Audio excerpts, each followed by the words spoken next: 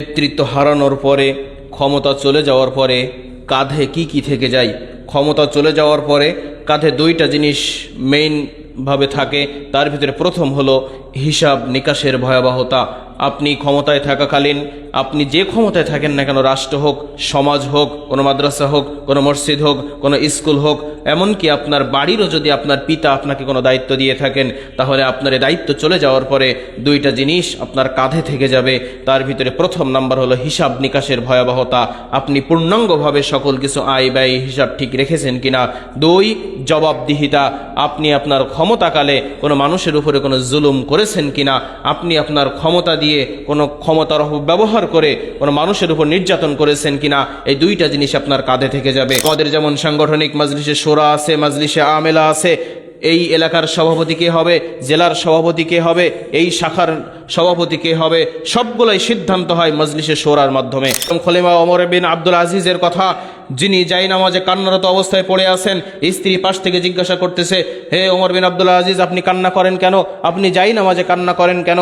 আপনি এখন এই রাষ্ট্রের খলিফা, আপনার কাঁধে এতগুলো মানুষের দায়িত্ব, আপনি রাষ্ট্র পরিচালনার কাজে নিয়োজিত হবেন, আপনি তা বাদ দিয়ে আল্লাহর কাছে কান্নাকাটি করতেছেন জায়নামাজে, এর কারণ কি? তখন ওমর বিন আব্দুল আজিজ বললেন, আমি ভাবছি আমার রাজ্যের ওই দারিদ্র মানুষের কথা, আমি ভাবছি আমার রাজ্যে কোন মানুষটা চিকিৎসাহীন অবস্থায় মারা যাচ্ছে, আমি ভাবছি আমার এই উম্মতের কোন মানুষটা বস্ত্রহীন অবস্থায় দিন যাপন করতেছে, আমি ভাবতেছি আমার এই রাজ্যে কত ইয়াতিম আছে, কত বিধবা আছে যাদের অন্তরটা ভেঙে গেছে, কত ইয়াতিম আছে তার মা বাবা মরার কারণে তাদের অন্তরে কষ্ট পাচ্ছে, আমি তাদের পাশে দাঁড়াতে পারতেছি না, কত বিধবা আছে যাদের অন্তরে আজকে অনেক কষ্ট, কিন্তু আমি তাদের কোনো সহযোগিতা করতে পারতেছি না, ওই মানুষের কথা ভেবে আমার কান্না পাচ্ছে। একজন ব্যক্তির কথা না বললেই নয়, এই ব্যক্তি সম্পর্কে আপনাদের জানা জরুরি। ইনি হলেন পাকিস্তানের একজন বিদ্বান আল্লামা ইহসান ইলাহি জহির। আল্লামা ইহসান ইলাহি জহির সম্পর্কে আমাদের হাদিস ফাউন্ডেশন থেকে একটা বই প্রকাশিত হয়েছে, আপনারা এই বইটা পড়ার চেষ্টা করবেন। এনার জীবনী, এনার জিন্দেগি যদি আমরা একটু খেয়াল করি, তাহলে আমরা নিজেদের সেই হারানো ঐতিহ্য সম্পর্কে কিছুটা ধারণা লাভ করতে পারবো। আহলে হাদিস আন্দোলন বাংলাদেশ, আসুন পবিত্র কুরআন ও সহিহ হাদিসের আলোকে জীবন গড়ি। আলহামদুলিল্লাহ, আলহামদুলিল্লাহ আলিয়্যিয যাতি আযীমিস সিফাতি সামিইস সিমাতি কাবীরিশ শান জলিলিল কদরি রফিইয যিকরি মুতাইল আমরি জলিয়িল বুরহান فخيم الاسم غزير العلم وسيع الحلم كثير الغفران جميل الثناء جزيل العطاء مجيب الدعاء عميم الإحسان سريع الحساب شديد العقاب عليم العذاب عزيز السلطان ونشهد أن لا إله إلا الله وحده لا شريك له وحده بوحدة موحدا بوحدة موحدا بوحدة وحيدا وأحدا بلا جدد ومضد ونسب ووصف في الكمال لا شريك له من يشرك في ذاته وصفاته وعاداته وآية أو يتعبد بغيره لنبي وولي وتقي ونقي ونسيم وحسين وجميل وصغير وكبير فعلينا الخسران الوبال ثم نشهد أن لا إله إلا الله وأن نبينا ومولانا مؤيدنا مخدومنا منظومنا معصومنا مقصودنا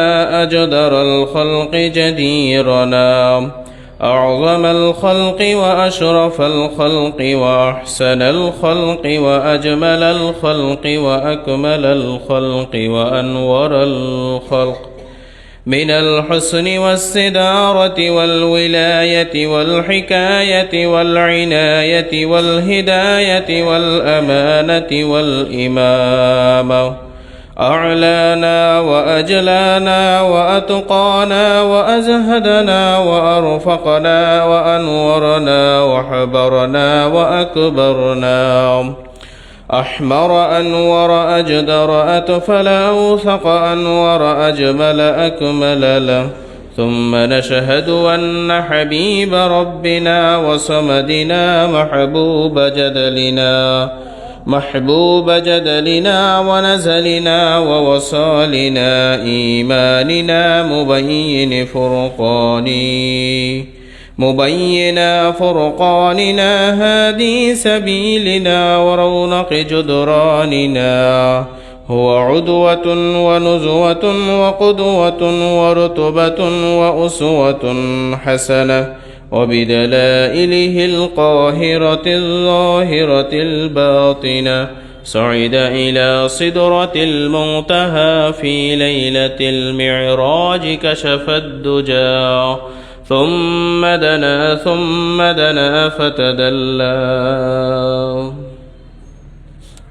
معزز محترم উপস্থিত জুমার দিনের সম্মানিত মুসল্লি, খুতবার শুরুতেই প্রশংসা জ্ঞাপন করি সেই মহান রব্বুল আলামিনের, যে মহান রব্বুল আলামিন এই অশান্ত পৃথিবীর ভিতরে শান্তশিষ্ট একটি ভূমিতে শান্তশিষ্ট অঞ্চলে বসবাস করার তৌফিক দিয়েছেন। যে মহান রব্বুল আলামিন নাপাক ইহুদিদের হাত থেকে আমাদেরকে মুক্ত করে মুসলিম অধ্যুষিত অঞ্চলে বসবাস করার সুযোগ দিয়েছেন। যে মহান রব্বুল আলামিন দুনিয়ার সকল বিধিবিধানের পরিবর্তে আমাদেরকে সুন্দরভাবে জীবন পরিচালনার জন্য, শান্তিপূর্ণভাবে জীবন পরিচালনার জন্য একটি গাইডলাইন দিয়েছেন, সেই মহান রব্বুল আলামিনের দরবারে আমরা শুকরিয়া তেলাওয়াত করে বলি আলহামদুলিল্লাহ। শান্তি অবতীর্ণ হোক সেই মহামানবের প্রতি, যে মহামানব দুনিয়াতে এসেছিলেন দুনিয়াবী সকল রীতি রেওয়াজ, সকল ধর্ম, সকল মতবাদকে মিটিয়ে ফেলে ইসলামকে দুনিয়ায় প্রতিষ্ঠিত করতে। সেই মহামানবের প্রতি আমরা দুরূদ পেশ করে বলি আল্লাহুম্মা সাল্লি আলাইহি আল্লাহুম্মা বারিক আলাইহি আল্লাহুম্মা সাল্লি ওয়া সাল্লিম আলা নাবিয়িনা মুহাম্মদ। সম্মানিত উপস্থিতি, আজকের আলোচনার বিষয় আমাদের ধর্ম, সমাজ ও সাহিত্য বিষয়ক গবেষণা পত্রিকা মাসিক আত-তাহরিকের দরসে হাদিস। মাসিক আত-তাহরিক যারা পড়েছেন তারা দেখেছেন মুহতারাম আমিরে জামাত প্রফেসর ডক্টর আসাদুল্লাহ আল গালিব হাফিজাহুল্লাহ তিনি লিখেছেন নেতৃত্বের লোভ। একটি হাদিস দিয়ে সেই হাদিসের ব্যাখ্যা বিশ্লেষণ করে তিনি নেতৃত্বের লোভ প্রসঙ্গে বিস্তারিত আলোচনা করেছেন। সে প্রসঙ্গে আজকে সামান্য কিছু কথা বলবো ইনশাআল্লাহ। ওমা তাওফীকি ইল্লা বিল্লাহ আলাইহি তাওয়াক্কালতু ওয়া ইলাইহি উনীব আলাইহি তাওয়াক্কালতু ওয়া ইলাইহি মাতাব। সম্মানিত উপস্থিতি, নেতৃত্ব কি? একটা জাতিকে পথ নির্দেশনা দেয়া, একটা জাতিকে সঠিকভাবে পরিচালনা করা, একটা জাতিকে সত্যের পথে পরিচালনা করান যিনি, তিনিই হলেন নেতা। আর এই নেতৃত্ব এসেছে রাসূলুল্লাহ সাল্লাল্লাহু আলাইহি ওয়াসাল্লামের আদর্শ থেকে।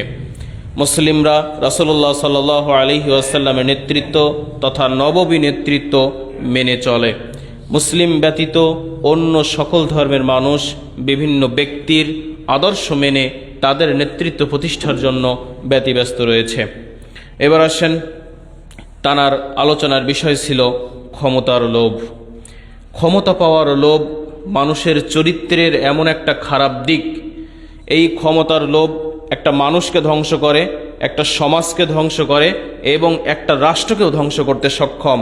কোন জিনিস? নেতৃত্বের লোভ। নেতৃত্বের লোভ মানে নেতা হওয়ার আশা, নেতা হওয়ার আকাঙ্ক্ষা। এটা একটা সমাজকে যেমন নষ্ট করে, একটা ব্যক্তিকে নষ্ট করে, একটা রাষ্ট্রকেও নষ্ট করে ফেলে।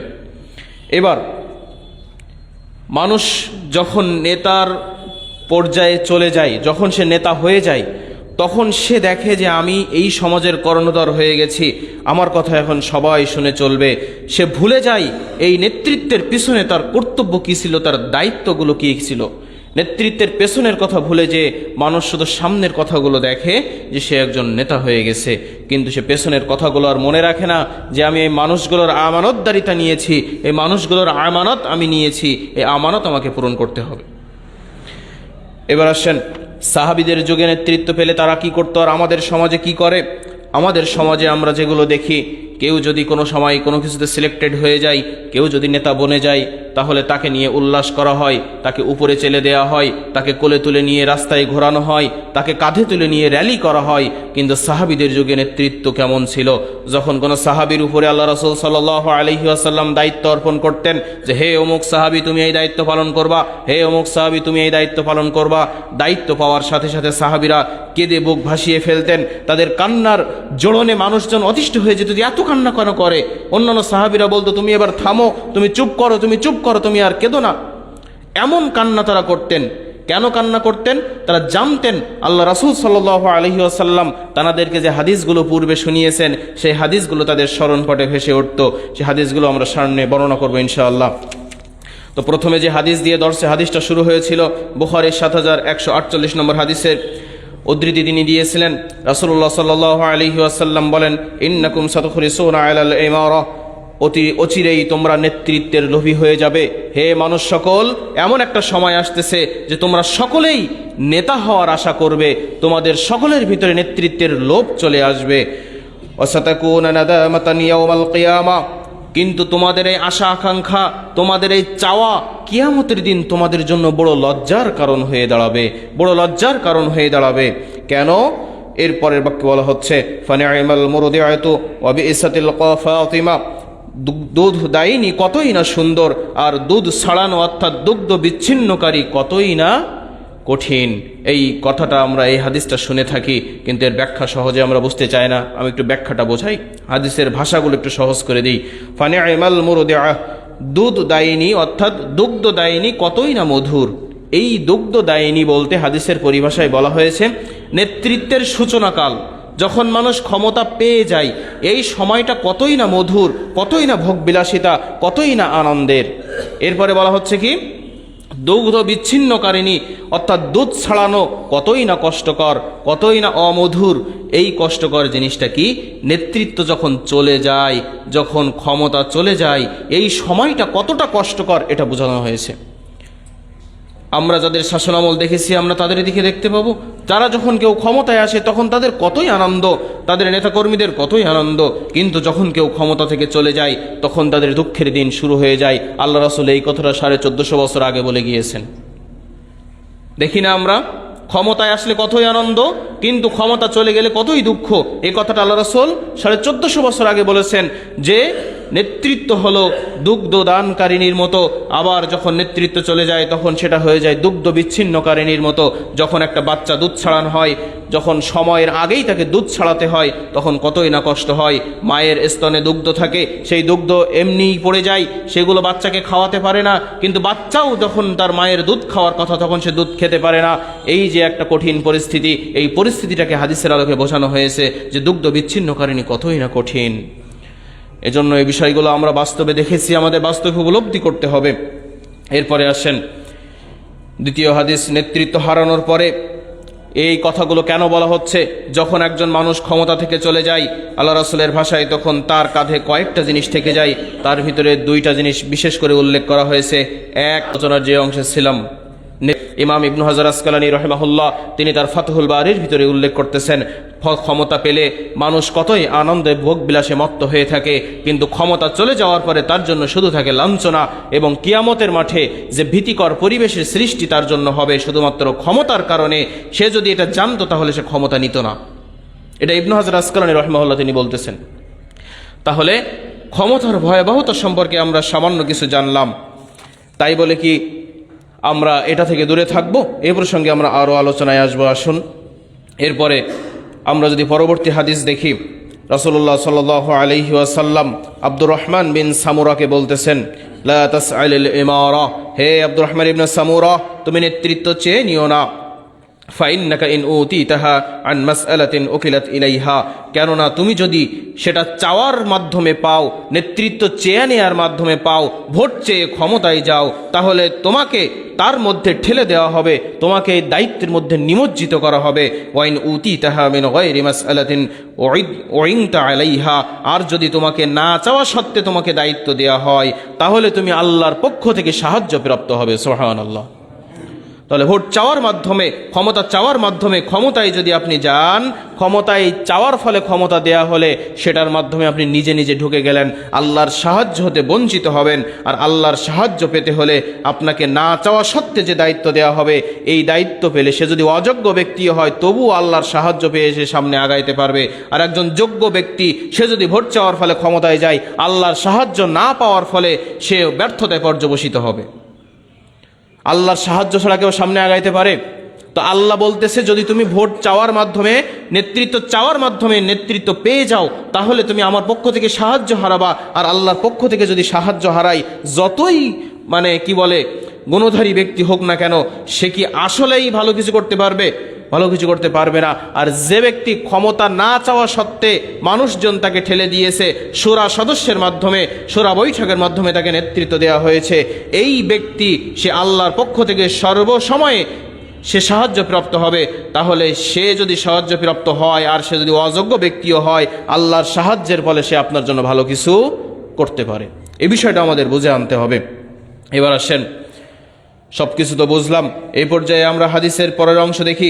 রাসূলুল্লাহ সাল্লাল্লাহু আলাইহি ওয়াসাল্লাম বলতেছেন, মা মিন রাজুলিন ইয়ালি আমরা 10 জনের নেতা হয়েছে এমন এক ব্যক্তিকেও কিয়ামতের দিন আল্লাহর সামনে হাজির করা হবে। ওই ব্যক্তির হাত তার গলার সাথে বাঁধা থাকবে এবং তার নেকি তার সামনে উপস্থিত করা হবে এবং তার কর্মকাণ্ডগুলো, তার ভিতরে যা গুনাহ আছে, এই পাপ কাজগুলো একপাশে উপস্থিত করা হবে। প্রত্যেক দায়িত্বশীল যাকে নেতা বানানো হয়েছে, এই নেতা ভালো হোক খারাপ হোক, কিয়ামতের মাঠে তাকে গলায় রশি দিয়ে হাতে বাঁধানো অবস্থায় তাকে উপস্থিত করা হবে। যে নেতাই হোক, ভালো নেতা হোক খারাপ নেতা হোক, সব নেতাকেই উপস্থিত করা হবে গলা এবং হাত এভাবে বেঁধে। উপস্থিত করানোর পরে আল্লাহ সুবহানাহু ওয়া তাআলা তাকে বলবেন, তোমার নেকির অংশ কত, তোমার গুনার অংশ কত। তার যদি নেকির অংশ বেশি থাকে তখন আল্লাহ তার রশি খুলে দিবেন। তাহলে জান্নাতি ব্যক্তি, নেকি বেশি রয়েছে, তারপরেও কিয়ামতের দিন দায়িত্বের জন্য, দায়িত্বের কারণে তার গলায় রশি পেঁচানো হবে, শুধুমাত্র সে দুনিয়াতে দায়িত্ব পেয়েছিল এই জন্য। দায়িত্ব জিনিসটা তো সহজ নয়, নেতৃত্ব জিনিসটা তো সহজ নয়। আমরা কোনো জায়গায় দায়িত্ব পেলে মনে করি কি একটা হয়ে গেছি, কিন্তু এই জিনিসটা যে আসলে কতটা কঠিন এটা আমরা বুঝতে চাই না। এবার আসেন, মনে রাখতে হবে, প্রকৃত জ্ঞানী ব্যক্তি কখনো দায়িত্ব চেয়ে নিতে পারে না। আবার আল্লাহ সুবহানাহু ওয়া তাআলা বলতেছেন যে নেতৃত্ব তোমরা চেয়ে নিও না, তাহলে আসলে হবেটা কি? নেতৃত্ব একজন যোগ্য ব্যক্তি চেয়ে নিতে নিষেধ করতেছে, আবার বিপরীত দিকে কি বলতেছে, যে দায়িত্ব চেয়ে নেয়া পাপ। আবার আমরা জ্ঞানী ব্যক্তি কখনো দায়িত্ব চেয়ে নিতে পারে না, তাহলে নেতা কি কেউ হবে না? নেতা শূন্য সমাজ চলবে? জি না, এই ধারণাটাও ভুল। নেতা শূন্য সমাজ চলবে না। আমরা এ প্রসঙ্গে আরও হাদিস শুনবো। এবার আসেন, রাসূল সাল্লাল্লাহু আলাইহি ওয়াসাল্লামের সহিহুল জামের 23 নম্বর হাদিসটা শুনি। আমিরে জামাত একই দার্সের ভিতরে হাদিসটাও নিয়ে আসছেন। তিনি বলতেছেন, দায়িত্ব এমন এক জিনিস, আউয়ালুহা মালামা, এই দায়িত্বের প্রথমে থাকে তিরস্কার, ওয়াসানিয়াতাহা নাদামা, এই দায়িত্বের দ্বিতীয় পর্যায়ে থাকে অনুশোচনা, ওয়াসালিসুহা আযাবুন ইয়াউমাল কিয়ামা, এই দায়িত্বের তৃতীয় লেয়ারে থাকে পরকালের মহাশাস্তি। তিনি ভালো কোনো কিছু উল্লেখ করলেন না। দায়িত্ব পেয়েছো মানে প্রথমে মানুষ তোমাকে তিরস্কার করবে, গালিগালাজ করবে, দ্বিতীয় পর্যায়ে তোমার অনুশোচনা হবে যে আমি কেন এই দায়িত্ব গ্রহণ করলাম, এসব কিছু ছেড়ে দিলেই ভালো করতাম, এই দায়িত্ব আমার উপর না থাকলে আমার সবচেয়ে ভালো হতো। এরপরে তৃতীয় লেয়ারে যখন তুমি পৌঁছাবা, তখন তোমার জন্য রয়েছে পরকালের মহাশাস্তি। পরকালের মহাশাস্তি তোমাকে গ্রাস করে ফেলবে। তবে সে রেহাই পেয়ে যেতে পারে, তবে সে মুক্ত হতে পারে। কিভাবে? ইল্লা মানা আদাল, যদি সে ইনসাফ ও ন্যায় নীতি অবলম্বন করে, ইনসাফের সাথে যদি তার নেতৃত্ব পালন করে থাকে, তাহলে সে এই সবগুলো থেকে মুক্তি পেয়ে যেতে পারে। তাহলে প্রথমে বলা হচ্ছে নেতৃত্ব অনুশোচনা, কিন্তু শেষে যে বলা হচ্ছে ইনসাফ করতে পারলে, ন্যায় প্রতিষ্ঠা করতে পারলে এটা তার জন্য আবার ভালোর দিকও রয়েছে। এবার আসেন, রাসূলুল্লাহ সাল্লাল্লাহু আলাইহি ওয়াসাল্লাম আরও বলতেছেন, যদি কোনো দায়িত্বশীল দায়িত্ব একটা গ্রহণ করেছে, একটা সমাজের নেতা হয়ে গেছে, ধরো একটা সমাজের চেয়ারম্যান হয়ে গেছে, এই সমাজের চেয়ারম্যান হওয়ার পরে তার উপরে যে দায়িত্বগুলো এসেছিল, এই দায়িত্বগুলোর একটা খেয়ানত করেছে। এই চেয়ারম্যান মনে করেছে যে আমার যে কম্বলগুলো বাজেট আসছে, এই কম্বলগুলো এখন আমি বিক্রি করে দেই, আমার তো এখন কিছু টাকার দরকার, কিছুদিন পরে আবার যখন আমার হাতে টাকা আসবে তখন আমি এইগুলো কিনে আবার দিয়ে দিব। তো এই কম্বল বিক্রি করার পরে চেয়ারম্যান মারা গেল, ওই আমানতটা আর পূরণ করতে পারেনি। তো আল্লাহ রাসূল সাল্লাল্লাহু আলাইহি ওয়াসাল্লাম বলতেছেন, আমানতের খেয়ানত করে ফেলেছে এমত অবস্থায় যদি কোনো নেতা মারা যায়, কোনো দায়িত্বশীল মারা যায়, ইল্লা হাররামাল্লাহু আলাইহিল জান্নাহ, আল্লাহ ওর জন্য জান্নাত হারাম করে দিয়েছেন। তো কতটা ভয়ঙ্কর কথা চিন্তা করেছেন। কোনো এক জায়গার আপনি দায়িত্ব নিলেন, এই দায়িত্বের কোনো রকম খেয়ানত আপনি করে ফেললেন, আপনার জন্য জান্নাত হারাম হয়ে যাবে। এত রিস্কের ভিতরে আপনি কেন যাবেন? এবার আসেন, তাহলে কি আমরা নেতা শূন্য থাকবো? নেতৃত্বের প্রয়োজন নাই? অবশ্যই আছে। নেতৃত্ব চেয়ে নেওয়া যেমন হারাম, আবার নেতৃত্বের গুণাবলী আপনার আমার ভিতরে থাকবে না, এটাও একটা ভয়ঙ্কর দিক। মনে রাখতে হবে, ওই জাতি পৃথিবী থেকে ধ্বংস হয়ে গেছে, ওই জাতি পৃথিবী থেকে বিলীন হয়ে গেছে যে জাতির নেতা তৈরি হয়নি, যে জাতির লিডারশিপ ছিল না, ওই জাতি পৃথিবী থেকে মিটে গেছে। আপনাকে আমাকে নেতৃত্বের গুণাবলী সম্পন্ন মানুষ হয়ে গড়ে উঠতে হবে, কিন্তু দায়িত্ব চেয়ে নেওয়া যাবে না। দায়িত্ব কিভাবে আসবে? ইসলাম আপনাকে নির্দেশনা দিয়েছে, এই সমাজের 5 থেকে 10 জন মুরব্বী থাকবেন, যাদেরকে বলা হবে মাজলিসে শোরা। কখনো ঝগড়া হতে দেখেছেন যে সাতক্ষীরা জেলার সভাপতি কি হবে আন্দোলনে, তাই নিয়ে মারামারি হয়েছে? কোনো সময় শুনেছেন সাতক্ষীরা সদর উপজেলার সেক্রেটারি কি হবে, এই নিয়ে মারামারি হয়েছে? কখনো হয় নাই। আহলে হাদিস আন্দোলন বাংলাদেশ বলেন, বাংলাদেশ আহলে হাদিস যুব সংঘ বলেন, সবগুলারই সব দায়িত্বের বিধিবিধান যেখানে লিখিত হয়, সব দায়িত্বের কলাকৌশল যেখানে লেখানো হয়, সেটা মজলিসে আমেলা বা মজলিসে শোরা, এখান থেকে সিদ্ধান্ত হয়ে আসে, সেইগুলো এখানে এসে ফলিত হয়। এজন্য ইসলামিক নির্দেশনা হলো, এই সমাজে 10 জন মুরব্বী থাকবে, যারা ঠিক করবে আল্লাহ কাকে নেতৃত্বের গুণাবলী দিয়ে সৃষ্টি করেছেন। নেতৃত্বের গুণাবলীগুলো কি কি? একজন নেতার ভিতরে বাকপটুতা থাকা চাই, যে সকল মানুষগুলোকে প্রভাবিত করতে পারে, যার কাজের দ্বারা, যার কথার দ্বারা মানুষ প্রভাবিত হয়। কিভাবে? একটা ডাক দিলে যেন এই মসজিদের মুসল্লিগুলো বের হয়ে যায়, একটা কথা বললে যেন এই মসজিদের মুসল্লিগুলো বের হয়ে যায়। যে সমাজের মানুষের সাথে মিশে চলে, যার মিষ্ট ভাষা রয়েছে, এই মানুষগুলো সমাজের নেতা হওয়ার যোগ্যতা রাখে। সমাজের 10 জন মুরব্বী দেখবে যারা মজলিসে শোরা, তারা দেখবে যে কে নেতৃত্বের গুণাবলীতে অধিক পারদর্শী, তাকে নেতা বানিয়ে দিবেন। এটা হলো ইসলামী রীতিনীতি। এজন্য নেতৃত্বের গুণাবলী আপনার আমার থাকা চাই। যদি আল্লাহ আপনার আমার উপরে দায়িত্ব দিয়ে দেন, তাহলে আমরা যেন সেটা পালনের ত্রুটি আমাদের দ্বারা না হয়। কথা বোঝাতে পারছি? আপনার আমার ভিতরে নেতৃত্বের গুণাবলী থাকা চাই। যে যে গুণাবলী থাকলে একজন মানুষ নেতা হতে পারে, সেই গুণাবলী আমাদের অর্জন করতে হবে। এরপরে আল্লাহর পক্ষ থেকে যদি কখনো দায়িত্ব আসেন, তাহলে আমরা যেন, আমাদের দ্বারা যেন সেই দায়িত্ব কোনো ত্রুটি না হয়, এটা আমাদের বুঝতে হবে। তবে দায়িত্ব চেয়ে নেওয়া যাবে না, এটা আমাদের মাথায় রাখতে হবে। এবার মনে রাখতে হবে ইসলামী নেতৃত্বের স্বরূপ কেমন, ইসলামী নেতৃত্ব কেমন জিনিস, ইসলামিক নেতারা আসলে কেমন হয়। ওহে নেতারা, দুনিয়ার নেতারা যারা ক্ষমতার বিলাসী রয়েছে, যারা ক্ষমতার ধ্বজাধারী রয়েছে, তারা শুনে রাখো, তুমি মনে রেখো, আমি নির্যাতিত মজলুম মানুষের কথা ভাবতেছি, আমি আশ্রয়হীন মুসাফির যে আজকে পথে ঘাটে ঘুরতেছে, কোনো মসজিদে জায়গা হচ্ছে না, কোনো বাড়িতে জায়গা হচ্ছে না, ওই মুসাফিরের কথা ভেবে আমার কান্না পাচ্ছে। আমি ভাবতেছি ওই পরিবারের কথা, যে পরিবারের সদস্য অনেক কিন্তু সেই পরিবারের ইনকাম কম। হাদিসের ভাষা কিন্তু আল বিদায়া ওয়ান নিহায়ার ভিতরে আসছে। একটা পরিবারের সদস্য সংখ্যা বেশি, কিন্তু যে ব্যক্তি ইনকাম করে তার ইনকাম কম। এই পরিবারের কথাও চিন্তা করতেছেন ইসলামী খলিফা, ইসলামিক নেতা। আর আপনার নেতা চিন্তা করেন কি, এই বাড়িতে ইনকাম ভালো, তো ওর বাড়িতে কিভাবে টাকাগুলো হাতানো যায়, এই চিন্তায় মেতে থাকবে আপনার নেতা। কিন্তু ইসলামিক নেতা কি করেন, কোন পরিবারে মানুষ বেশি কিন্তু ইনকাম কম, ওই পরিবারে কিভাবে সহযোগিতা করা যায়, এই চিন্তায় মত্ত থাকেন ইসলামী খলিফা। ওমর বিন আব্দুল আজিজ জায়নামাজে কান্না করতেছেন এই মানুষগুলোর কথা ভেবে। এরপরে তিনি বলতেছেন, এমন অসংখ্য মানুষের কথা ভেবে আমি অস্থির হয়ে যাচ্ছি, আমার ভিতরে কাজ করতেছে না। আমি কিয়ামতের দিন এই সকল মানুষগুলোর পক্ষ নিয়ে কিভাবে দাঁড়াবো, এই মানুষগুলোর পক্ষ নিয়ে আমার আরও বেশি ভয় করতেছে যে এই মানুষগুলোর পক্ষ নিয়ে কিয়ামতের মাঠে মুহাম্মদুর রাসূলুল্লাহ সাল্লাল্লাহু আলাইহি ওয়াসাল্লাম আমাকে মুখোমুখি করে দাঁড় করাবেন।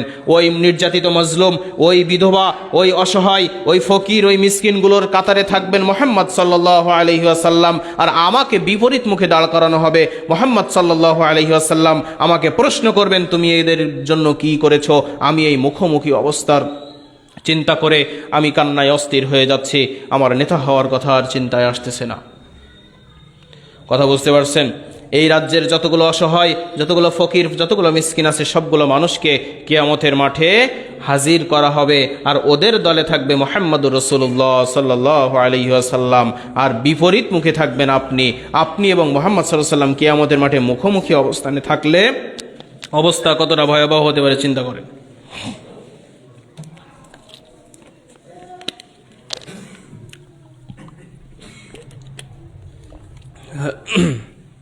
এরপরে আসেন, এটা আল বিদায়া ওয়ান নিহায়া 697 নম্বর হাদিসে আসছে। এবার ইসলামী নেতৃত্ব কেমন এই প্রসঙ্গে যদি আমরা আরও দেখি, ওমর বিন আব্দুল আজিজ ইনি ন্যায় প্রতিষ্ঠা করেছিলেন অনেকভাবে। তিনি যেদিন ক্ষমতা পেয়েছিলেন তিনি ক্ষমতার মসনদে দাঁড়িয়ে বলেছিলেন, আমি বিচারক নই, তবে আমি একজন ফয়সালাকারী। তোমাদের মাঝে বিবাদ মীমাংসা করার জন্য আমাকে নিযুক্ত করা হয়েছে, আমাকে তোমরা নেতা ভাবিও না। এরপর তিনি বললেন, আমি তোমাদের চেয়ে উত্তম কোনো মানুষ নই, তবে তোমাদের চেয়ে আমার দায়িত্ব বেশি। কথাগুলো অনুধাবন করার চেষ্টা করেন। তিনি যে নেতা হয়ে গেছেন বলে সবার চেয়ে উত্তম হয়ে গেছেন এ কথা তিনি বলেন নাই। তিনি বললেন, আমি তোমাদের চেয়ে উত্তম নই, তবে আমার দায়িত্ব তোমাদের চেয়ে অনেক বেশি। এরপর ওমর বিন আব্দুল আজিজ ইনি অনেক ন্যায় নীতি প্রতিষ্ঠা করে গিয়েছিলেন, যার মৃত্যুর পরে আমাদের অনেক কবি অনেক রকম কথা বলেছিলেন। সেই সময়কার কবি ছিলেন কবি মুহারির বিন দিসার। তিনি আবৃত্তি করেছিলেন, ন্যায় পরায়ণতার কারণে, সত্যবাদিতার কারণে আল্লাহ যদি কোনো মানুষকে দীর্ঘ হায়াত দিত, মৃত্যু যদি কোনো মানুষকে স্পর্শ না করত, তাহলে ওমর বিন আব্দুল আজিজ জীবনে কখনো মৃত্যুবরণ করতো না। কথা বুঝতে পারছেন? যদি ন্যায় পরায়ণতার কারণে, সত্যবাদিতার কারণে যদি কেউ পৃথিবীতে চিরদিন বেঁচে থাকতো, তাহলে ওমর বিন আব্দুল আজিজ কোনোদিন মৃত্যুবরণ করতো না। তারা ন্যায় নীতি এমন পর্যায়ের ছিল, এমন নেতা আমরা চাই। এরপরে বলা হচ্ছে, আমরা যাদেরকে আজকে দেখতেছি যে তারা ভোট চাওয়ার মাধ্যমে ক্ষমতায় যেতে বিশ্বাসী, এই মানুষগুলোর একজন ইমাম রয়েছেন, অদ্বিতীয় ইমাম। তিনি হলেন ইমাম আবু হানিফা রাহিমাহুল্লাহ। ইমাম আবু হানিফা রাহিমাহুল্লাহ শুধু তানাদের ইমাম নয়, তিনি আমাদেরও ইমাম, আমরাও তানাকে অনুসরণ করে থাকি। তো ইমাম আবু হানিফা তিনি নেতৃত্বকে কেমন ভয় করে চলতেন দেখেন। আব্বাসীয় খলিফা ছিল আবু জাফর আল মানসুর। আবু জাফর আল মানসুর ইমাম আবু হানিফাকে বাগদাদের প্রধান বিচারপতি নিয়োগ দেওয়ার জন্য তার কাছে প্রস্তাব পাঠালেন। তখন ইমাম আবু হানিফা বলতেছে, আমি এই পদের জন্য যোগ্য না। তখন খলিফা মনসুর বলতেছে, আপনি মিথ্যা বলতেছেন, আপনি এই পদের জন্য একজন যোগ্য ব্যক্তি। কিন্তু ইমাম আবু হানিফা দেখতেছে এই রাজ্যে খলিফা মনসুর যে দুর্নীতি পরায়ণ অবস্থায় রেখেছে, এখানে যে আমি সঠিক বিচার করতে পারবো না, আল্লাহর কাছে আমার জবাবদিহিতা ঠিক থাকবে না। তখন ইমাম আবু হানিফা এই প্রস্তাবকে অস্বীকার করলেন। তখন তিনি বললেন, আপনি যোগ্য ব্যক্তি, আপনাকে এই দায়িত্বভার গ্রহণ করতে হবে। তখন ইমাম আবু হানিফা বললেন, আমি যোগ্য ব্যক্তি না। তখন খলিফা মনসুর আবার বললেন, আপনি মিথ্যা বলছেন। তখন ইমাম আবু হানিফা বললেন, আমি যদি মিথ্যা বলে থাকি তাহলে তো আমি ফাসেক ব্যক্তি, তো আপনি একজন ফাসেক ব্যক্তিকে বিচারক নিয়োগ দেবেন। আমি তো মিথ্যা বলেছি, তাহলে তো আমি একজন ফাসেক, তো আপনি একজন ফাসেককে বিচারক বানাবেন, প্রধান বিচারক? একজন ফাসেককে বিচারক বানাতে হয় না, আপনি আমাকে বানায়েন না। এরপরে বললেন, যদি আমি নিজে বলেছি যেহেতু আমি যোগ্য না, তাহলে আমি যোগ্য না। আবার দ্বিতীয় কথা, যদি আমি মিথ্যা বলে থাকি তাহলে আমি ফাসেক, অতএব কোনো দিক থেকেই আমি বিচারপতি হতে পারি না। এভাবে কথার প্যাঁচে ফেলে খলিফাকে যখন পরাস্ত করে দিলেন, খলিফার রাগ হয়ে গেল। খলিফা ইমাম আবু হানিফাকে কারাগারে বন্দী করলেন। কারাগারে বন্দী করার পরে তার উপরে চাবুক পেটানো হলো, তার উপরে চাবুক মারা হলো এবং দীর্ঘদিন তাকে কারাবাসে রাখা হলো এবং অবশ্যই তিনি কারাগারেই মৃত্যুবরণ করেছিলেন। তাহলে চিন্তা করে দেখেন ইমাম আবু হানিফা রাহিমাহুল্লাহ নেতৃত্বকে কতটা ভয় করেছিলেন। তিনি এটাকে সুযোগ হিসেবে নিতে পারতেন না? আমরা যে অনেক সময় সুযোগের কথা বলি না, যে সুযোগ একটা পাইছি এখন কিছু করতে হবে, কিন্তু সালফে সালেহিন কখনো সুযোগের সন্ধানে থাকতেন না। নেতৃত্বকে কখনো সুযোগ মনে করেননি, নেতৃত্বকে মনে করেছিলেন সবসময় বড় কোনো আমানত, বড় ভয়ানক কোনো বিষয় মনে করতেন। তিনি এগুলোকে সুযোগ মনে করতেন না, এটা আমাদের বুঝতে হবে। এবার আসেন ওমর বিন আব্দুল আজিজ, এনার কথা আমরা শুনেছি, কিন্তু ওমর রাদিয়াল্লাহু তাআলা আনহু এনার শাসন আমলে ইসলামী নেতৃত্ব কিভাবে আমাদের সামনে পরিস্ফুটিত হয়েছিল আমরা সেটা দেখি। ওমর রাদিয়াল্লাহু তাআলা আনহু বলতেছেন, ফরাত নদীর তীরে যদি কোনো একটা কুকুরও মারা যায়, আমার ভয় হয় কিয়ামতের দিন আল্লাহ আমাকে জিজ্ঞাসা করবেন যে এই কুকুর কেন মারা গেল না খেয়ে? ওমর, তুমি এর জন্য কোনো ব্যবস্থা করনি কেন? আর আমাদের রাজ্যের কত অসহায় গরিব মানুষ না খেয়ে মারা যাচ্ছে, আমাদের নেতার পকেট পুরলেই নেতা খুশি, নেতা তার অঞ্চলের গরিব মানুষদের খোঁজ করে থাকেন না। এরপর দ্বিতীয় ঘটনা যদি আমরা শুনি, ওমর রাদিয়াল্লাহু তাআলা আনহু যখন ইরাকের দায়িত্ব পেলেন, ইরাকের গভর্নর হলেন, তখন তিনি বলতেছেন যে ইরাকের রাস্তায় যদি একটা গাধাও হোঁচটকায় আমার অন্তরে ভয়ের সৃষ্টি হয় যে কিয়ামতের মাঠে আল্লাহ আমাকে প্রশ্ন করবেন যে হে ওমর, তুমি ইরাকের রাস্তাগুলো কেন সমান করনি, ইরাকের ভিতরে এই রাস্তাগুলো কেন সমান করে দাওনি, এই গাধা এই রাস্তায় হোঁচট খেলো কেন, তুমি এর জবাব দাও। তাহলে ওমর রাদিয়াল্লাহু তাআলা আনহু ভয় করতেছেন, একজন ইসলামী শাসক ভয় করতেছেন যে একটা গাধাও যেন একটা রাস্তায় হোঁচট না খায়। আর আপনার আমার এলাকায় যে রাস্তা, লাইট বাতি রেখে যদি আপনি রাতে চলাচল করেন, হয় কোনো খানায় নইলে পুকুরে যেয়ে পড়বেন, এটা নিশ্চিত, যদি লাইট কাছে না থাকে। তাহলে ইসলামী শরিয়াতের ইসলামী নেতৃত্ব কি আর বর্তমান যে প্রচলিত গণতান্ত্রিক নেতৃত্ব আছে এটা কি আপনি নিজে পার্থক্য করতে শেখেন।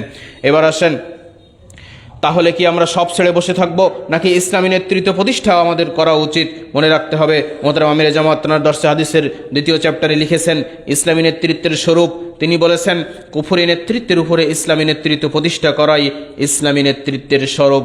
ইসলামী নেতা সর্বদা কোরআন সুন্নাহ অনুযায়ী দায়িত্ব পালন করতে বাধ্য, আর অন্যের দাসত্বের ঊর্ধ্বে আল্লাহর দাসত্ব প্রতিষ্ঠা করাই একজন ইসলামী নেতার গুণাবলী।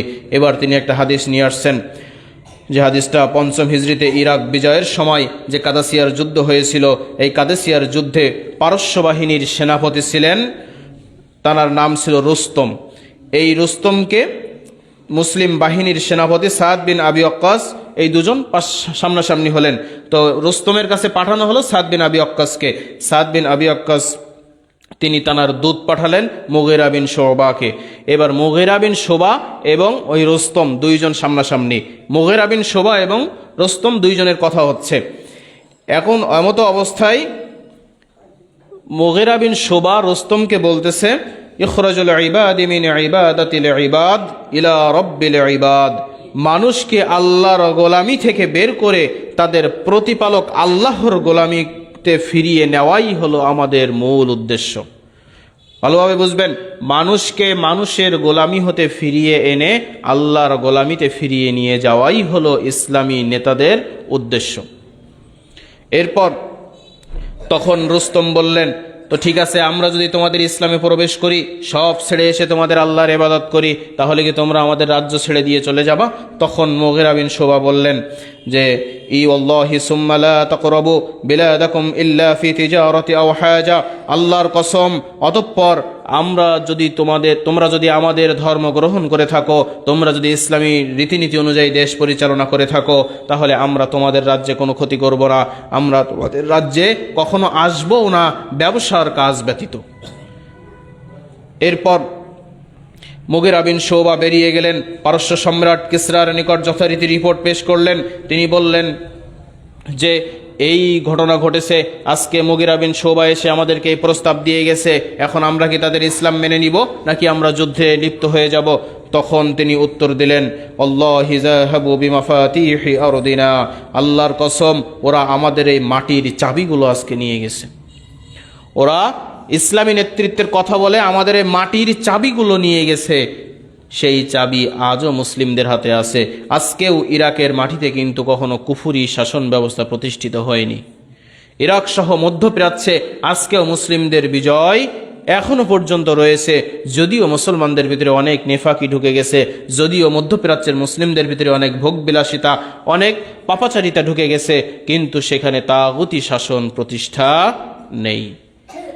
তো সেই কথা সেদিন বলেছিল মুগিরা বিন শুবার কথাকে কেন্দ্র করে, যে এই ইরাকের চাবিগুলো আজকে তারা নিয়ে গেল, আমাদের এই মধ্যপ্রাচ্যের চাবিরা আজকে মুসলিমরা নিয়ে গেল, সেই চাবি আজও মুসলিমদের হাতে রয়েছে, কিন্তু আমরা আমাদের চাবিগুলো হারাতে বসেছি। এরপরে আসেন, আমরা যদি আলোচনার পরবর্তী অংশে যাই, যে কাজ না করলে তো ধ্বংস হয়ে যাব, নেতা নেতৃত্ব তৈরি না করলে তো আমাদের জাতি বিলীন হয়ে যাবে, তাহলে আমরা এখন কি করব? আমরা একটা উদাহরণ নিতে পারি, একটা বাণী নিতে পারি। ইয়াজিদ বিন ওয়ালিদ যখন রাষ্ট্র ক্ষমতা পেয়েছিলেন, তখন তিনি জাতির উদ্দেশ্যে ভাষণ দিয়েছিলেন, যে ভাষণটা আমাদের শোনা জরুরি। আমাদের নেতারা কেমন আর ইসলামী যুগের স্বর্ণযুগের নেতারা কেমন ছিলেন এটা আমাদের জানা জরুরি। তখন ইয়াজিদ বিন ওয়ালিদ বলতেছে, হে লোক সকল, আমি গৌরব প্রদর্শনের জন্য, অহংকার করার জন্য এবং দুনিয়ার কোনো লোভ লালসার জন্য খলিফার পদে বসিনি, আবার রাজত্ব করার খায়েশ নিয়েও আমি এই পদে বসিনি। আমি নিজেকে এই পদের জন্য উপযুক্ত মনে করি না, বরং আমি নিজের প্রতি অন্যায় করেছি, এই দায়িত্বে এসে আমি নিজের প্রতি অন্যায় করেছি। আমার প্রতিপালক যদি আমার প্রতি দয়া না করেন তাহলে আমি ধ্বংস হয়ে যাব। তিনি নিজেকে অনেকটা ছোট করে নিলেন। এবার তিনি বলতেছেন যে কথাটা আমাদের জানা জরুরি। তিনি বলতেছেন, আমি এই পথে আসতে বাধ্য হয়েছি আল্লাহর দ্বীনের প্রতি অবমাননায় বিক্ষুব্ধ হয়ে এবং মহান আল্লাহর প্রতি, তার কিতাবের প্রতি, তার নবী মুহাম্মদ রাসূলুল্লাহ সাল্লাল্লাহু আলাইহি ওয়াসাল্লামের সুন্নাতের প্রতি আহ্বানকারী রূপে আমি তোমাদের সামনে এসেছি। যখন আল্লাহর দ্বীনটা ভুলণ্ঠিত হচ্ছে তখন আমি কিভাবে ঘরে বসে থাকি? যখন আল্লাহর দ্বীনটা ভুলণ্ঠিত হয়ে যাচ্ছে তখন আমার নেতৃত্বের লোভ নয়, তখন আল্লাহর পর তাওয়াক্কুল করে আপনাকে আমার নেমে যেতে হবে। নেতা না থাকলে নিজেদেরকে নেতা বনে যেতে হবে। তবুও ইসলামকে বিজয়ী রাখার জন্য আপনার যা কিছু করার তা কিছু করতে হবে। যখন আল্লাহর দিন ভুলণ্ঠিত হচ্ছে তখন একটা উদাহরণ দিয়ে বাস্তবভাবে বোঝায় যে একজন এখানে আল্লাহর কোরআনকে অবমাননা করছে, তো এখন কোন নেতা ডাক দিবে তাই আপনি বসে থাকবেন? আপনি তাকে পরাস্ত করার চেষ্টা করবেন না? তো কিছু কিছু সময় রয়েছে যখন আল্লাহর দ্বীনকে অবমাননা করা হয় তখন নেতৃত্বের প্রয়োজন পড়ে না। তবে যদি আপনি সাংগঠনিক কিংবা কোনো নেতার অধীনে থাকেন, যে নেতা আপনার এখনো দুনিয়াতে জীবিত রয়েছে, কোরআন সুন্নাহ অনুযায়ী আপনাকে পরিচালনা করেন, তাহলে অবশ্যই সে নেতার কথা আপনি যদি মেনে চলেন আপনি 2 নেকি পাবেন, এটা মাথায় রাখেন। এরপরে তিনি বলতেছেন, অবনতিশীল অবস্থা দেখে আমি আল্লাহর উপর তাওয়াক্কুল করে ইস্তিখারা করেছি এবং নিজের চাচাতো ভাইয়ের বিরুদ্ধে যুদ্ধ করে আমি আল্লাহ সুবহানাহু ওয়া তাআলার উপর তাওয়াক্কুল করে আজকে এই ক্ষমতায় এসেছি। আল্লাহ সুবহানাহু ওয়া তাআলা আমাকে সহযোগিতা করবেন, এটা আমি আশাবাদী। তবে হে জনগণ, আপনারা আমাকে খলিফা বানিয়েছেন, আমাকে নেতা বানিয়েছেন, আপনারা আমার উপর কড়া নজর রাখবেন, আমি যেন সংশ্লিষ্ট জনপদের অধিবাসীদের প্রয়োজন পূরণ ব্যতীত অন্য শহরে সম্পদ স্থানান্তর না করি। আপনাদের জন্য আমার দরজা অবারিতভাবে খোলা থাকবে।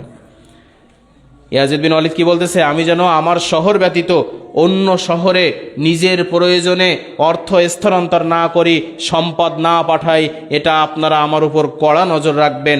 আর যদি আপনারা এমন কিছু দেখেন তাহলে সেদিনই আমাকে নসিহত করবেন। আমি যদি না মানি তাহলে আমার বিরুদ্ধে আপনারা যুদ্ধ করবেন। আর আমাদের নেতাদের বেগমপাড়ায় কয়েকটা করে বাড়ি থাকে, তাহলে নেতাদের বেগমপাড়ায় বাড়ি, আর ইসলামের শরিয়াতে কি বলতেছে? যে তোমরা যদি আমাকে কখনো অন্য রাজ্যে টাকা পাঠাইতে দেখো তাহলে আমাকে যুদ্ধ করে নামিয়ে দিও, আমাকে নসিহত করো, আমি না শুনলে তোমরা আমার বিরুদ্ধে যুদ্ধ করে আমি নেমে যাব।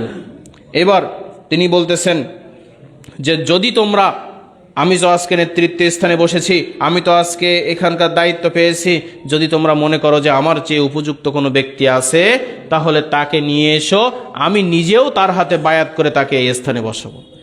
এমন খোলা মনের মানুষ থাকতে হবে ইসলামী নেতৃত্বের ভিতরে। ইসলামী নেতৃত্ব যারা দিয়ে থাকেন, ইসলামী অঙ্গনে যারা কাজ করে থাকেন, তাদেরকে এমন খোলা মনের মানুষ হতে হবে। এটা আমাদের বোঝার তৌফিক আল্লাহ সুবহানাহু ওয়া তাআলা দান করুক। এটা পাবেন আপনি তারিকুল ফখরের 121 নম্বর পৃষ্ঠায় এবং তারিখে ইসলামের 562 নম্বর পৃষ্ঠায়। এবার আসেন, বর্তমানে এই পরিস্থিতিতে আমরা কি করব? আমরা তো দিশেহারা হয়ে গেছি। আমাদের পথ পদ্ধতিগুলো কি কি মনে রাখতে হবে। বর্তমান সমাজে চলতেছে গণতন্ত্রের হাহাকার। এই গণতন্ত্রের ভিতর দিয়ে ইসলামী নেতাগুলো কেমন ছিল আর আমাদের আহলুল হাদিসদের পরিবেশ কেমন ছিল, এটা আমাদের দেখা দরকার। নেতৃত্ব কেমন আর আহলুল হাদিসদের নেতা কেমন ছিল, ইনি আসলে কেমন মানুষ ছিলেন, সব কথাগুলো বলা তো সম্ভব নয়। আমি সংক্ষেপে কয়েকটা কথা বলতেছি। ইনি ছিলেন আমাদের আমির মোহতারাম আমিরে জামাত প্রফেসর ডক্টর রাসেদুল গালিব স্যারের বন্ধু মানুষ, সেই সময়কার মানুষ, ছোটোবেলাকার। তো ইনার জীবনী সম্পর্কে আমরা যদি কয়েকটা ধারণা লাভ করি, তো প্রথমেই বলা যায় ইনি যখন মদিনা বিশ্ববিদ্যালয়ে পড়তে গেলেন, মদিনা বিশ্ববিদ্যালয়ে পড়াকালীন ইনার এখন অনার্স শেষ হয়নি, তো এনার একটা বই প্রকাশিত হয়েছে কাদিয়ানীদের বিরুদ্ধে। কাদানিয়াত বইটা তিনি প্রকাশ করেছেন, তখন অনার্স শেষ হয়নি। তো যিনি বই প্রকাশ করবেন, বইয়ের যারা ম্যানেজমেন্টের দায়িত্ব থাকেন, তারা বলতেছে যে যদি এই বইয়ে মদিনা ফারেক লেখা হয়, মানে মদিনা বিশ্ববিদ্যালয় থেকে ফারেক হয়েছে, মানে পড়া শেষ হয়ে গেছে, এটা যদি লেখা যেত তাহলে এই বইটা অনেক বেশি বিক্রি হতো। তখন আল্লামা ইহসান ইলাহি জহির তানার সেই সময়কার ভাইস চ্যান্সেলর যিনি ছিলেন, তানার কাছে যে বলতেছেন যে আপনি যদি অনুমতি দেন তাহলে এটা হবে, বা এই বিষয়ে আপনার মতামত বলেন। তখন ভাইস চ্যান্সেলর সাহেব বলতেছেন যে হ্যাঁ, অনুমতি দিয়ে দিলাম, তুমি লিখতে পারো, যে তোমার মদিনা বিশ্ববিদ্যালয় ফারেক হয়ে গেছে, কিন্তু তখনও কি তিনি পড়তেছেন? তো পাশ থেকে একজন জিজ্ঞাসা করলেন যে এই ছাত্র কি আদৌ পাশ করবে? তখন আল্লামা ইহসান ইলাহি জহির নিজেও প্রশ্ন করেন, ওস্তাদ আমি যদি ফেল করি তখন কি হবে? আপনি তো আমাকে পাশের সার্টিফিকেট আগে থেকেই দিয়ে দিলেন, তো আমি এখন পরীক্ষা দিয়ে যদি ফেল করি তাহলে আমার উপায় কি হবে? আপনার এই এতদিনের বিন বাস তখন সেখানকার ভাইস চ্যান্সেলর, তিনি বলতেছেন যে আপনি তো একজন স্বনামধন্য মানুষ, আপনি এই যুগের শ্রেষ্ঠ মুজাদ্দেদ, আপনি তাসকিয়া দিচ্ছেন, আপনি রেফারেন্স দিচ্ছেন যে আমি পাশ করে বেরিয়েছি, কিন্তু আমি যদি এখন ফেল করি তাহলে আপনার ইজ্জত কোথায় যাবে এবং আমার ইজ্জত কোথায় যাবে? তখন ভাইস চ্যান্সেলর বলতেছে, যদি আল্লামা ইহসান ইলাহি জহির ফেল করে তাহলে আমি মদিনা বিশ্ববিদ্যালয় বন্ধ করে দেব। মদিনা বিশ্ববিদ্যালয় বন্ধ করে দেব যদি ইহসান ইলাহি জহির ফেল করে। মানে এখান থেকে ওনার মেধা এবং যে প্রখর মেধা, এটা উনি বোঝাতে চেয়েছেন যে ইহসান ইলাহি জহির কখনো ফেল করতে পারে না, ইনি যদি ফেল করে মদিনা বিশ্ববিদ্যালয় বন্ধ হয়ে যাওয়াই আমাদের জন্য কল্যাণকর। এনার মেধার প্রখরতা ইনি বোঝাতে চেয়েছেন। তো ইনি এমন একজন মানুষ ছিলেন। এবার আসেন, ইনি কেমন নেতা ছিলেন? এনার দুই একটা কথাই পুরো এলাকার মানুষ একত্রিত হয়ে যেত। যখন 1967 সালে আরব আর ইসরায়েল যুদ্ধ বেঁধেছিল না, আমরা ইতিহাস জানি তো কম বেশি, আরব আর ইসরায়েল একবার যুদ্ধ বেঁধেছিল। এখন ইসরায়েল আর ফিলিস্তিন বাঁচছে না, তো ইসরায়েল একবার আরবে হামলা করেছিল। সেটা কত সালে? 1967 সালে। তো 1967 সালে যখন আরবে ইসরায়েলরা হামলা করলো, তখন আরবের মানুষজন ভীতি সন্ত্রস্ত, এদের কাছে তেমন কোনো অস্ত্র শস্ত্র নেই। তো সবাই তখন আতঙ্কের ভিতরে রয়েছে। হঠাৎ করে মদিনার রাস্তায় সব ইহুদিরা ঢুকে পড়েছে, কোনো মানুষজন বের হচ্ছে না, সবাই ভয়ে আতঙ্কিত হয়ে ঘরে রয়েছে। তখন আল্লামা ইহসান ইলাহি জহির তখন মদিনা বিশ্ববিদ্যালয়ে পড়তেছেন। তখন তিনি বের হয়ে আসলেন, বিশ্ববিদ্যালয় থেকে বের হয়ে এসে মসজিদে নববীতে ঢুকে গেলেন। মসজিদে নববীতে ঢুকে মাইকটা নিয়ে মসজিদের নববীর মাইকে ঘোষণা দিচ্ছেন, পৃথিবী সবসময়, আরবিতে বলতেছেন, আমি বাংলা অনুবাদটা শোধাই, পৃথিবীর সবসময় মদিনায় আগন্তুক কাফেলাগুলির পদভারে মুখরিত হওয়ার খবর শুনত। সবসময় মানুষজন শুনত আরবে অমুক কাফেলা এসেছে, অমুক কাফেলা এসে ইসলাম গ্রহণ করেছে, অমুক কাফেলা এসে মদিনার অর্থনীতিকে শক্তিশালী করেছে। আর আজকে মানুষ শুনতেছে মদিনার রাস্তাঘাটে ইহুদিদের আক্রমণ। ইহুদিদের আক্রমণকে আজকে মদিনাবাসীর জন্য লজ্জাস্কর ব্যাপার হয়ে গেছে। এই কথা শুনে মদিনাবাসীর আত্মমর্যাদাবোধ জেগে উঠল। প্রসঙ্গত একটা কথা বলে রাখি, আমাদের যে আত্মমর্যাদাবোধ আছে, এই আত্মমর্যাদাবোধের জায়গায় মদিনাবাসী সৌদি আরবে যারা আছে তারা উটের মাংস খায়, জানেন আপনি? তারা খায় কি? উটের গোশত। উটের গোশতে যে তেজ আছে, একটা উটের আত্মমর্যাদাবোধ কি জানেন আপনি? একটা উটনি যে থাকে, এই উটনির পাশে যদি অন্য কোনো উট আসে, তাহলে এই উট তার উটনির কাছে অন্য পুরুষ উট আসার কারণে ওই উটকে মেরেও ফেলে। কথা বোঝাতে পারিনি বোধহয়।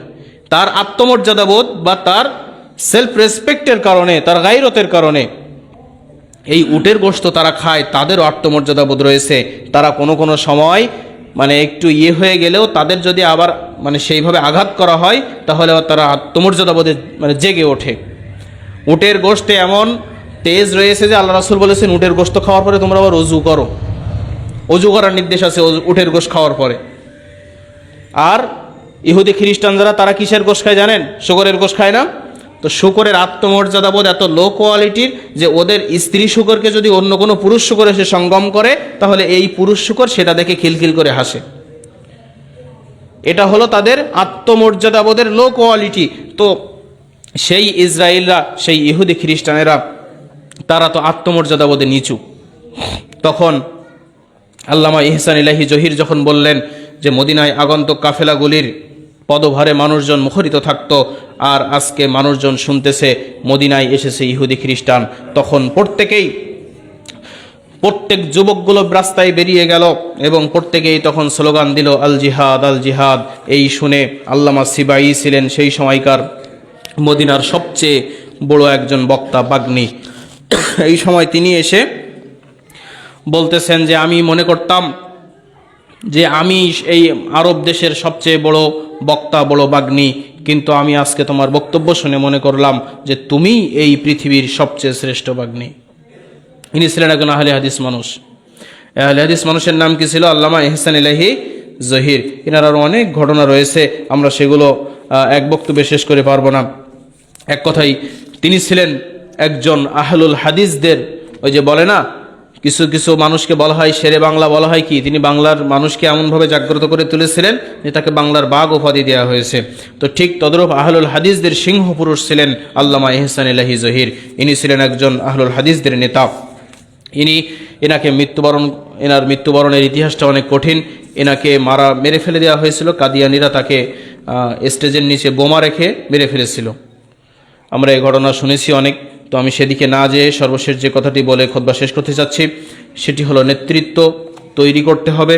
নেতৃত্বের আসনে আমাদেরকে আসীন হওয়ার জন্য নেতৃত্ব চেয়ে নেওয়া দরকার নেই। নেতৃত্ব যদি আমাদের উপরে আসে তাহলে আমরা যেন সেটাই ব্যর্থ না হই, এটা আমাদেরকে নিজেদেরকে গুণাবলী সম্পন্ন মানুষ হিসেবে গড়ে তুলতে হবে, তবে কখনো নেতৃত্ব চেয়ে নেওয়া যাবে না।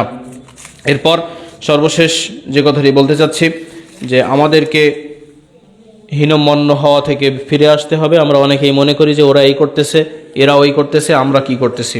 সময় পার হয়ে গেছে, 2 মিনিট সময় নিয়ে একটা কথা আপনাদেরকে স্মরণ করিয়ে দিই। এই হীনমন্য মনোভাব থেকে ফিরে আসতে হবে। একজন সহিহুল বুখারীর দাস দিচ্ছিলেন এক আলেম। তো সহিহুল বুখারীর দাস দিচ্ছে, সামনে থেকে এক মানুষ উঠে বলল যে ও পশ্চিমারা তো চাঁদে চলে গেছে, অমুক ব্যক্তি তো মঙ্গল গ্রহ হয়ে যাচ্ছে, আর আপনার হুজুর মানুষ মসজিদে বসে বুখারীর দাস দিচ্ছেন, আপনারা কি করলেন জীবনে? তখন ওই আলেম জবাব দিচ্ছে যে এক সৃষ্টি আর এক সৃষ্টির কাছে পৌঁছাই গেছে, এতে অবাক হওয়ার কি আছে? ওই যে পৌঁছাইছে ও আল্লাহর সৃষ্টি, মঙ্গল গ্রহও আল্লাহর সৃষ্টি, যে চাঁদে গেছে চাঁদও আল্লাহর সৃষ্টি, যে পৌঁছাইছে ও আল্লাহর সৃষ্টি, আর আমরা তো স্বয়ং সৃষ্টিকর্তার কাছে পৌঁছানোর চেষ্টা করতেছি। সুবহানাল্লাহ। তাকে বোঝালেন। এরপর তিনি জবাব দিচ্ছেন যে ওরা তো একটা কাজ করেছে, মঙ্গল গ্রহ হয়ে গেছে, আর আমরাও তো একটা কাজ করতেছি, স্বয়ং সৃষ্টিকর্তার কাছে যাওয়ার চেষ্টা করতেছি, আর তুমিই সবচেয়ে হতভাগা যে মঙ্গল গ্রহেও যাওয়ার চেষ্টা করনি, আমাদের সাথে আল্লাহর সান্নিধ্য লাভ করারও চেষ্টা করনি। তো এমন কিছু মানুষ থাকে যারা সব দিক থেকে হতভাগা, ওদের মতো হতে পারে না, ক্ষমতায়ও যেতে পারে না, আবার আহলুল হাদিসদের বিশুদ্ধ করতেও কম করে না। এই সমস্ত মানুষগুলো থেকে সতর্ক থাকতে হবে। এরা সব সময় মানুষকে হীনম্মন্য করার চেষ্টা করে, এদের না আছে ওদিকে যাওয়ার ক্ষমতা, না আছে এদিকে যাওয়ার ক্ষমতা। এই মানুষগুলো থেকে দূরে থাকতে হবে, এদের থেকে হেফাজতে নিজেদেরকে রাখতে হবে। আল্লাহ সুবহানাহু ওয়া তাআলা আমাদেরকে যেন সেই তৌফিক দান করেন। আল্লাহুম্মা আমিন। আর সব সময় বাতিলের সাথে আপোষ করা থেকে বিরত থাকতে হবে, নীতির উপরে আপোষহীন থাকতে হবে। আপোষহীন থাকলে একদিন আপনার বিজয় আসবে। নীতিভ্রষ্ট যে জাতি হয়েছে ওই জাতি কখনো সফলতা লাভ করতে পারেনি। নীতিভ্রষ্ট হয়ে আপনি সফলতা লাভ করতে পারেন না। সাময়িক কিছু উচ্ছ্বাস আনন্দ দেখেন, কিন্তু এই সাময়িক উচ্ছ্বাস আনন্দ চলে গেলে আপনার ক্ষতি অনিবার্য হয়ে যায়। এজন্য নীতির উপরে অটল থাকুন, ইসলামকে ইসলাম হিসেবেই গ্রহণ করুন। ইসলামের ভিতরে কুফর ঢুকিয়ে আপনি জয় জয়কার হয়ে যাবেন না। মনে রাখতে হবে, যার গণতন্ত্র হলো কুফরি ব্যবস্থা, এই গণতন্ত্রের ভিতরে যাদের চলাচল রয়েছে, কুফরের ভিতরে যাদের চলাচল রয়েছে, কুফরের সাথে যাদের চলাচল, আল্লাহ তার দ্বীনের জিম্মাদারিত্ব কখনো এই কুফরের হাতে দিবেন না। এটা আমাদের বোঝার চেষ্টা করতে হবে। আল্লাহ আমাদেরকে সেই তৌফিক দান করুন। আল্লাহুম্মা আমিন। ওয়া আখিরু দাওয়ানা আনিল হামদুলিল্লাহি রাব্বিল আলামিন। الحمد لله نحمده ونستعينه ونستغفره ونعوذ بالله من شرور أنفسنا ومن سيئات أعمالنا. من يهده الله فلا مضل له ومن يضلله فلا هادي له ونشهد أن لا إله إلا الله ونشهد أن محمدا عبده ورسوله. يا أيها الذين آمنوا صلوا عليه وسلموا تسليما. إن الله وملائكته يصلون على النبي. يا أيها الذين آمنوا صلوا عليه وسلموا تسليما. اللهم صل على محمد وعلى آل محمد كما صليت على إبراهيم وعلى آل إبراهيم إنك حميد مجيد. اللهم بارك على محمد وعلى آل محمد كما باركت على إبراهيم وعلى آل إبراهيم إنك حميد مجيد. رب ارحمهما كما ربياني صغيرا. اللهم اغفر لحينا وميتنا وشاهدنا وغائبنا وصغيرنا وكبيرنا وذكرنا وأنثانا. اللهم احفظ المؤمنين المسلمين المجاهدين في فلسطين. اللهم احفظ المؤمنين المسلمين المجاهدين في غزة. اللهم انصر المؤمنين المسلمين المجاهدين في بنغلاديش. اللهم احفظ المؤمنين المسلمين المجاهدين في كشمير. اللهم انصر المؤمنين المسلمين المجاهدين في هند. اللهم احفظ المؤمنين المسلمين المجاهدين في هند. سبحانك اللهم وبحمدك أشهد أن لا إله إلا أنت أستغفرك وأتوب إليك.